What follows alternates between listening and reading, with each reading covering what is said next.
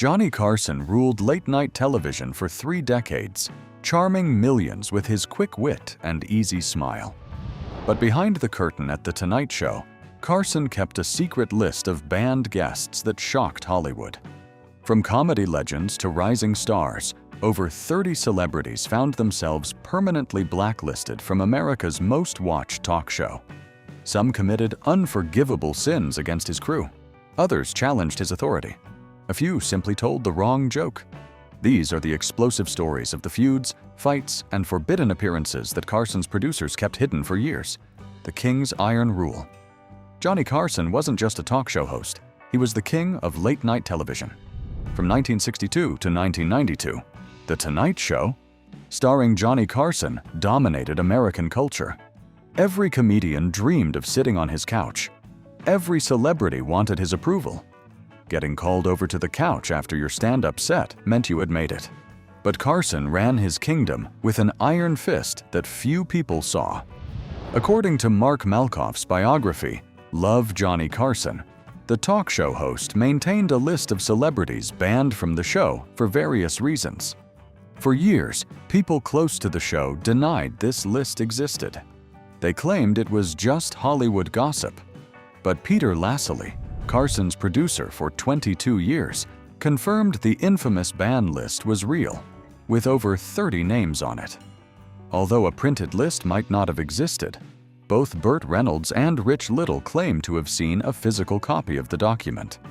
The list encompassed everyone from Hollywood stars to musicians to even former Tonight Show hosts. Carson had clear rules.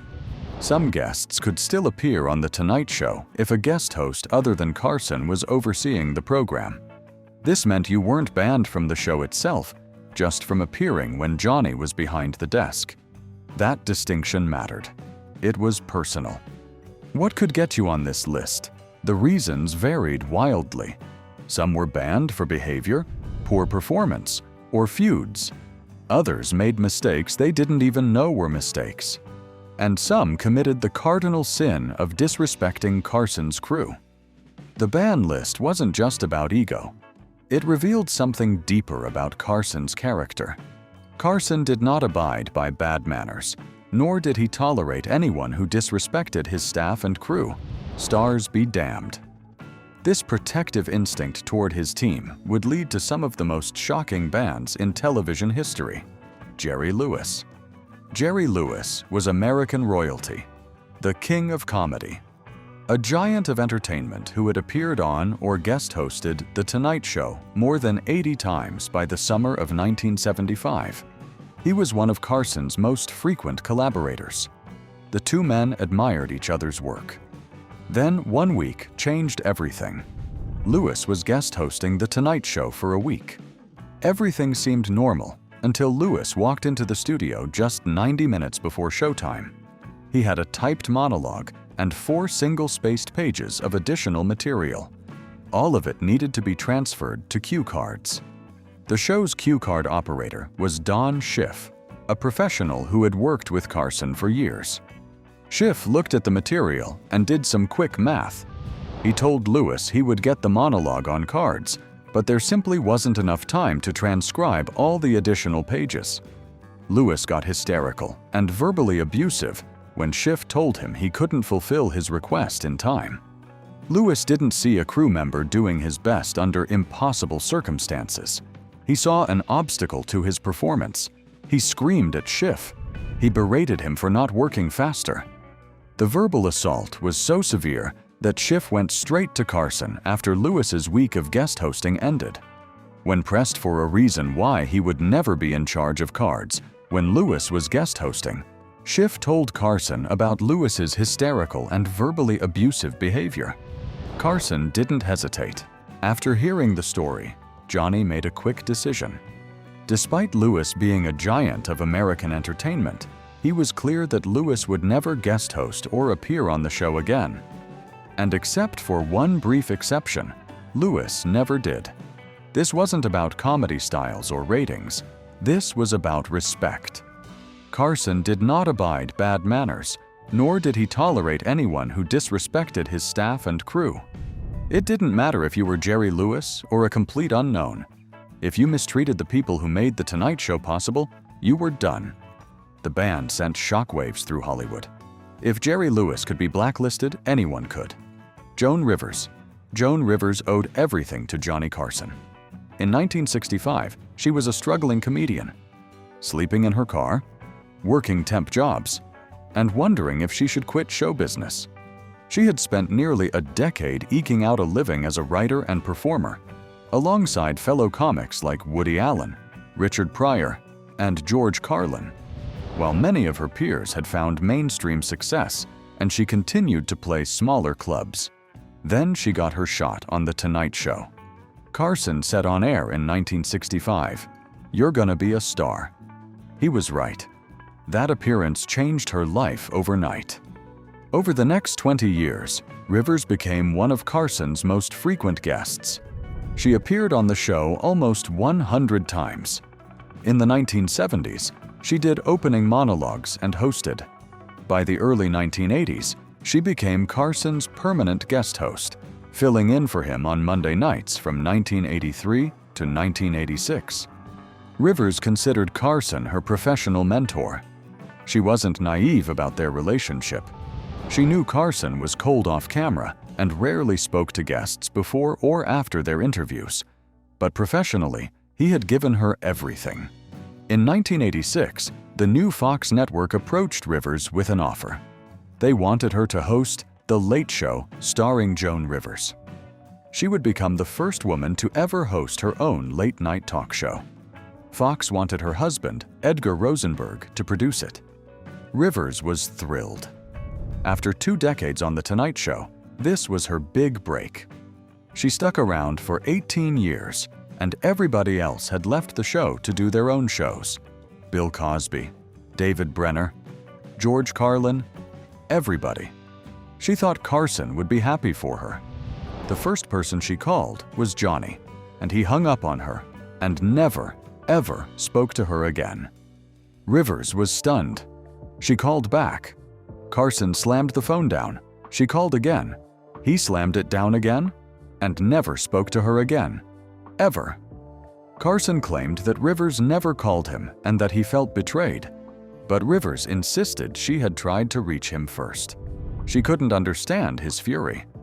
Rivers was banned from The Tonight Show, and she said Carson literally had her blacklisted, and to this day, she had not been on NBC late night ever. The ban destroyed her. Rivers would see Carson in restaurants and try to say hello. He wouldn't talk to her. She kept saying she didn't understand why he was mad, noting he was not angry at anybody else. Rivers later wrote that she thought Carson really felt because she was a woman that she was his, that she wouldn't leave him, questioning whether it was about property and control. The feud became even more painful when The Late Show starring Joan Rivers failed spectacularly. The Tonight Show team made it known that anyone appearing on Rivers' show would be banned from Carson's, making booking celebrity guests nearly impossible. The show lasted less than 9 months. Both Rivers and her husband were fired in May 1987. 3 months later, Edgar Rosenberg committed suicide. Rivers blamed Carson for everything: the professional blacklist, the show's failure, the pressure that contributed to her husband's death. Carson never publicly addressed the feud. Rivers never appeared on The Tonight Show during Carson's final episodes in 1992. She recalled on the verge of tears that the show gave her everything, but being left out of the Carson send-off made it feel like she never was on that show, and it hurt her so much. The story has a bittersweet ending. In 2014, just months before her death, Rivers finally returned to The Tonight Show when Jimmy Fallon took over as host. It had been 49 years since her first appearance with Carson. Wayne Newton. Wayne Newton was at the peak of his career in the early 1980s. He was the #1 headliner at numerous hotels, earning millions of dollars a year. He had appeared on The Tonight Show many times and considered Johnny Carson a friend. Then Carson started making jokes about Newton's masculinity.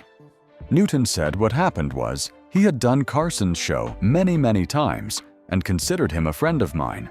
And all of a sudden, A whole new brand of humor started to be displayed by him, questioning Newton's masculinity.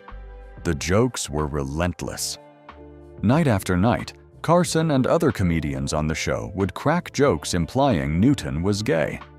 In the 1980s, these jokes were considered direct attacks on someone's character. Newton tried to handle it quietly. He tried to reach Carson through proper channels. Nothing worked. The jokes continued. Finally, Newton had enough. He went to NBC Burbank and walked down the halls into Carson's office, where Freddie de Cordova, his producer, was in the office with him. Newton walked in unannounced, said to Freddie, "Would you excuse us, please?" And Freddie was so shocked that he did get up and leave. What happened next became legendary. Newton said to Carson, "I don't know what friend of yours I've killed. I don't know what child of yours I've hurt. I don't know what food I've taken out of your mouth, but these jokes about me will stop, and they'll stop now, or I will kick your ass." Carson reportedly tried to defuse the situation, claiming he was Newton's biggest fan. Newton didn't buy it. Newton replied, "Don't give me that.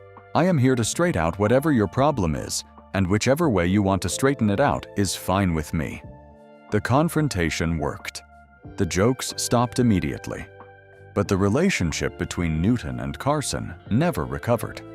Both men were fixtures of the Las Vegas scene. When the opportunity arose to buy the Aladdin Hotel in 1980, both Carson and Newton competed for it. Carson backed out of a deal to acquire the Aladdin Hotel and Casino, and a competing group led by Wayne Newton bought the property.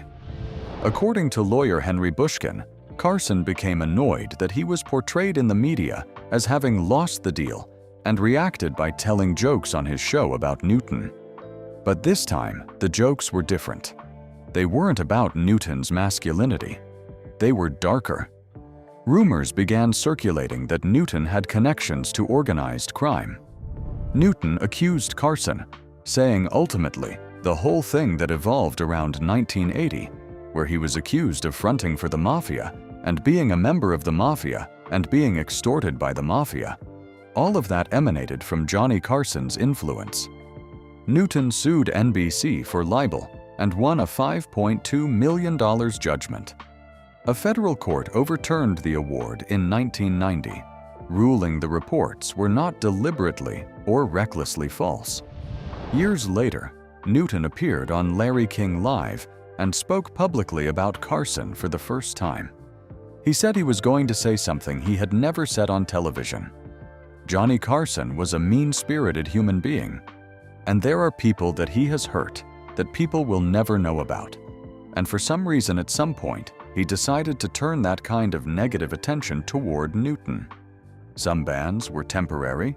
Some celebrities eventually found their way back into Carson's good graces, but not before experiencing the sting of rejection. Jay Leno. Jay Leno made his Tonight Show debut in March 1977. He killed it. The audience loved him. He became a regular guest on the show, appearing multiple times to great success. Then came his fifth appearance in February 1978. The jokes didn't land. The audience laughs were so light that Johnny decided never to invite him back. Tonight, show stand-up talent scout Jim McCauley wrote in his unpublished book that producers were told by Carson not to invite Leno back. McCauley tried to fight for Leno. He believed the comedian deserved another shot. Producer Peter LaSalle shut him down, saying Johnny just doesn't like him. He doesn't like his jokes, and that's not going to change, because once he doesn't like someone, he doesn't start liking them later. Leno was banned, but unlike most people on Carson's list, Leno eventually returned to the show. He became a frequent guest again, and even guest hosted. The ultimate irony, Leno went on to host The Tonight Show for a combined 22 years, first from 1992 to 2009, and then from 2010 to 2014. The man Carson once banned for not being funny enough became his successor, Ellen DeGeneres. For any stand-up comedian in the 1980s, getting invited to perform on The Tonight Show starring Johnny Carson was one of the biggest opportunities possible. But there was one moment on that stage that could change everything. If Johnny Carson liked your performance, he would call you over to sit beside him on the famous couch. That simple gesture meant more than words. It was Carson's way of telling the world that you had made it. For comedians trying to build a career, it could open doors overnight. In 1986, Ellen DeGeneres made history when she became the first female comedian ever invited to Carson's couch after a stand-up set. It was a huge moment, not just for Ellen, but for women in comedy everywhere. Her sharp writing, unusual delivery, and calm stage presence made Carson take notice. Audiences loved her, and she quickly became one of the most talked-about new comedians in the business. Ellen appeared on the show again, proving that her first success was no accident.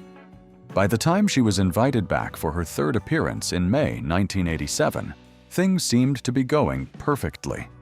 But before she stepped onto that stage, members of Carson's team gave her a very clear warning. There was certain material they did not want her to perform. She was told directly not to use one particular joke. Most young comedians would never risk ignoring instructions from Carson's people. This was Johnny Carson's show, and his word carried enormous weight in the comedy world. But Ellen made a different choice. When she walked onto that stage, she performed the joke anyway. According to the show's publicist, Charlie Barrett, the reaction behind the scenes was immediate. After the show ended, talent scout Jim McCauley confronted Ellen in the green room in front of everyone. He pointed at her and reminded her that she had been told not to use that material. Barrett later said Ellen looked embarrassed as McCauley made it clear she had crossed a line. Ellen and her guest were asked to leave, and the message was impossible to miss. She would not be welcome back anytime soon. In Hollywood, Johnny Carson's rules were not suggestions. They were absolute. Stephen Allen. Steve Allen was not just another comedian appearing on late-night television. He was the man who created The Tonight Show and became its very first host. Long before late-night television became a major part of American entertainment, Steve Allen helped build the format that millions of viewers would later fall in love with. He introduced the mix of comedy, celebrity interviews, music, and spontaneous conversation that eventually became the blueprint for every talk show that followed. When Johnny Carson took over the show, he transformed it into a television institution, but Carson always gave Allen credit for creating the path he followed. Over the years, Steve Allen returned to the show many times, either as a guest or as a guest host. In fact, he appeared on the program around 60 times. Their public relationship seemed respectful, and Carson often praised Allen for paving the way for him. But in October 1982, something happened that changed everything. That month marked the final time. Steve Allen guest hosted the show while Carson was still involved. According to reports from people connected to the program, two major problems occurred during Allen's visit. First, Allen reportedly made jokes about an injury Carson had suffered in the past. Making fun of the host was already a dangerous move, especially on Carson's show, where respect mattered. But that wasn't what truly ended things. Behind the scenes, word reached Carson that Allen had been rude to members of the production crew. There were disagreements over changes requested by Allen's own team, and tensions grew. The next day, Allen allegedly called a crew member and angrily yelled at them over the phone. When that crew member complained directly to Carson and said they never wanted to work with Allen again, Carson made his decision. Steve Allen was banned. Allen did return years later, but only when Carson wasn't there. The message was clear. Johnny never forgot. Orson Wells. Orson Wells was one of Carson's idols. The creator of Citizen Kane was a multi-talented genius, and by 1978, he had become a Tonight Show regular. Everything was going well until Wells decided to try something new. While guest hosting the show for the fifth time in February 1978, Wells told Carson he would be doing a mentalist routine. Carson loved magic tricks. He was an amateur magician himself. What could go wrong? Everything. Wells tossed several ping-pong balls into the audience. Each ball contained a 5-digit number. When audience members caught the balls, they shouted out the numbers. Wells then claimed to add all the numbers in his head at an impossible speed and wrote the sum on a blackboard. Except the answer was wrong. Wells had planted 2 Confederates in the audience with pocket calculators. They were supposed to add the numbers and signal him the correct answer, but they got the digits mixed up. The trick flopped on national television. Carson wasn't irate because the trick flopped. He was furious that Orson was dishonest. Believing a magician using audience plants was inexcusable. Carson hated entertainers who claimed to have actual supernatural powers. He had already banned magicians like Uri Geller and the amazing Kreskin for this deceit. But he never expected Orson Wells to lie to the audience. The towering figure of world cinema and part-time magician never again appeared as a guest with Carson hosting. Bob Hope. Bob Hope was NBC royalty. He had been the network's biggest star since the 1940s, first on radio and then on television. Carson resented the way Hope could virtually book himself on The Tonight Show whenever he had something to promote, which seemed to be all the time. Here's the problem. Carson couldn't say no. Producer Peter Lassily explained they would get a request, and Johnny would go, "Again?" And Lassily would say, "Do you want to tell him no?" And Carson would reply, "No, you can't turn down Bob Hope." So Hope appeared on The Tonight Show constantly, promoting his endless stream of NBC specials, and Carson quietly hated every minute of it. Peter Lassily said Johnny admired Hope's place in show business, but he was not a great admirer of his work. The coolness between them was in part a reflection of their rivalry, as Carson was the only star at NBC who could challenge Hope for clout at the network, yet Hope was still king, and Carson had to defer. Hope's appearances became increasingly difficult. They would ask Hope to bring in 2-minute highlight reels from his specials, but he would bring in 5 minutes cut together with a rusty knife, which was frustrating. Worse, Hope relied entirely on scripted material. There was nothing spontaneous about Hope, as he was a guy who relied on his writers for every topic, and Carson appreciated people who engaged with the real world. But there was nothing to talk to Bob about. In later years, as Hope's hearing and eyesight were failing, his guest appearances became even more of a trial, as he often had trouble picking up Carson's questions, and Johnny had to stick precisely to the notes his staff gave him. The final insult came one night after Carson delivered a monologue that absolutely killed. During a commercial break, Hope asked if he could use some of the audience laughter for his upcoming special. Flabbergasted, Carson said okay, and later on, Hope's special Johnny claimed he could hear Ed McMahon laughing at Bob's jokes. Hope never made Carson's official ban list.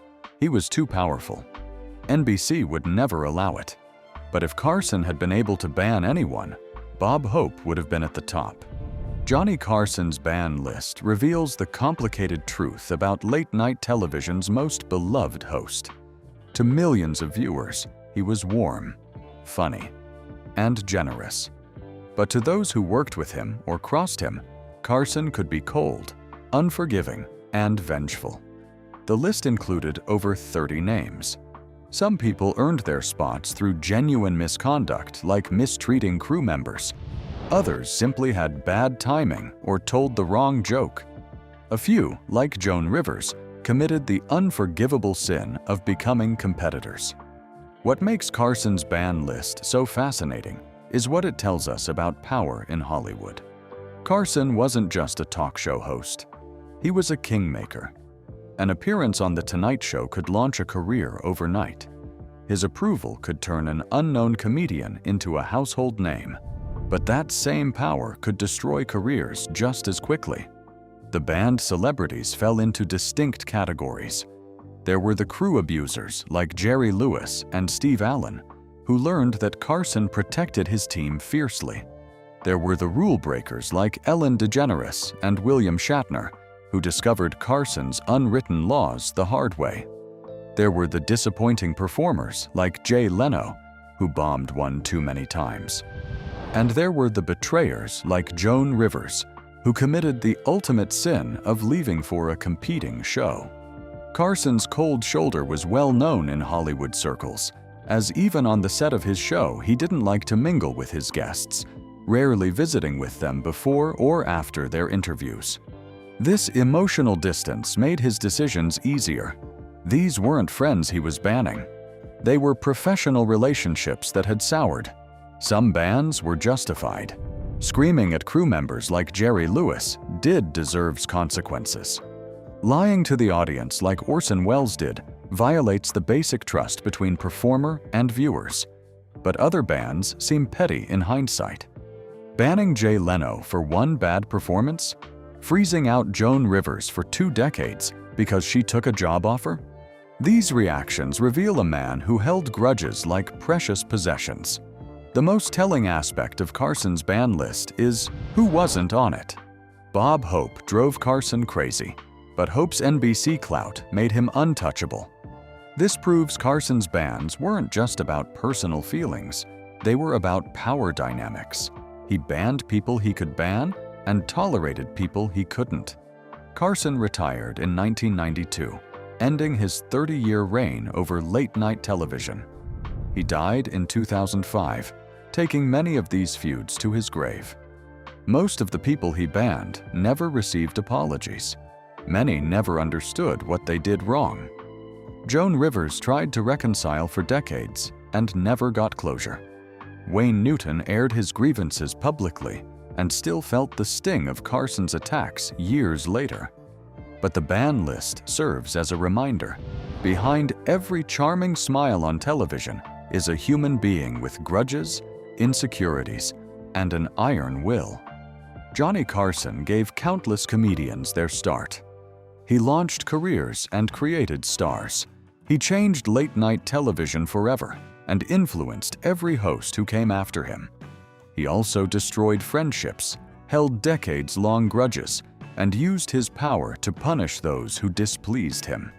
He could be kind and cruel, generous and petty, supportive and vindictive, often in the same day. That's the real Johnny Carson. Not the myth, the man. A television genius who ruled his kingdom with charm on camera and an iron fist behind the scenes. His legacy isn't just the laughter he brought to millions, it's also the careers he ended, the friendships he destroyed, and the list of names he kept locked away. Thanks for watching. Like, subscribe, and turn on notifications for more content like this. See you in the next video.